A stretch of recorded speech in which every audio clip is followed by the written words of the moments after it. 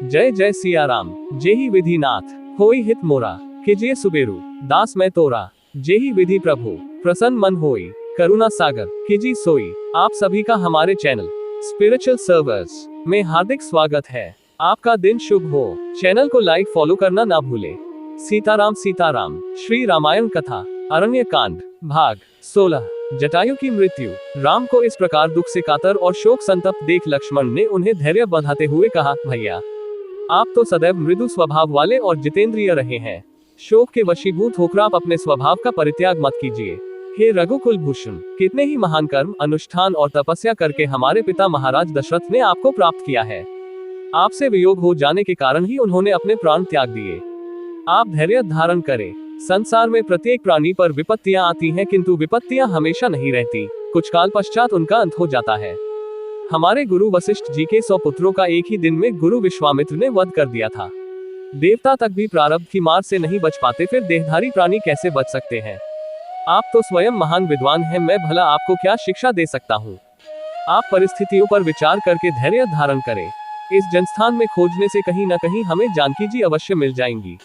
लक्ष्मण के सारगर्भित उत्तम वचनों को सुनकर राम ने प्रयासपूर्वक धैर्य धारण किया और लक्ष्मण के साथ सीता की खोज करने के लिए खरदूषण के जनस्थान की ओर चले। मार्ग में उन्होंने विशाल पर्वताकार शरीर वाले जटायु को देखा। उसे देखकर उन्होंने लक्ष्मण से कहा, भैया मुझे ऐसा प्रतीत होता है कि इसी जटायु ने सीता को खा डाला है। मैं अभी इसे यमलोक भेजता हूँ। ऐसा कहकर अत्यंत क्रोधित राम ने अपने धनुष पर प्रत्यंचा चढ़ाई और जटायु को मारने के लिए आगे बढ़े। राम को अपनी ओर आते देख जटायु बोला, आयुष्मान, अच्छा हुआ कि तुम आ गए। सीता को लंका का राजा हर कर दक्षिण दिशा की ओर ले गया है और उसी ने मेरे पंखों को काटकर मुझे बुरी तरह से घायल कर दिया है। सीता की पुकार सुनकर मैंने उसकी सहायता के लिए रावण से युद्ध भी किया। ये मेरे द्वारा तोड़े हुए रावण के धनुष उसके बाण है। इधर उसके विमान का टूटा हुआ भाग भी पड़ा है।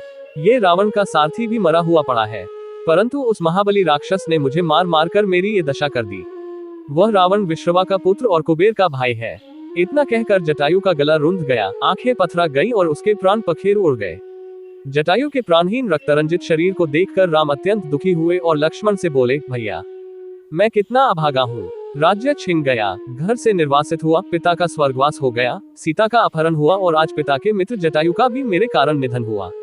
मेरे ही कारण इन्होंने अपने शरीर की बलि चढ़ा दी। इनकी मृत्यु का मुझे बड़ा दुख है। तुम जाकर लकड़ियां एकत्रित करो। ये मेरे पिता तुल्य थे, इसलिए मैं अपने हाथों से इनका दाह संस्कार करूंगा।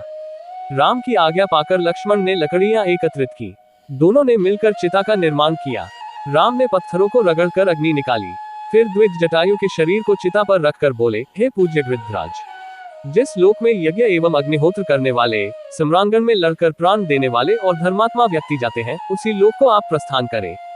आपकी कीर्ति इस संसार में सदैव बनी रहेगी। ये कहकर उन्होंने चिता में अग्नि प्रज्वलित कर दी। थोड़ी ही देर में जटायु का नश्वर शरीर पंचभूतों में मिल गया। इसके पश्चात दोनों भाइयों ने गोदावरी के तट पर जाकर दिवंगत जटायु को जलांजलि दी। जय जय सिया राम। आगे की कथा भाग 17 कल आपको पुनः मिलेगी। आप सभी का दिन शुभ हो। हमारे चैनल पर बने रहने के लिए लाइक फॉलो और सब्सक्राइब करें। जय जय सिया राम।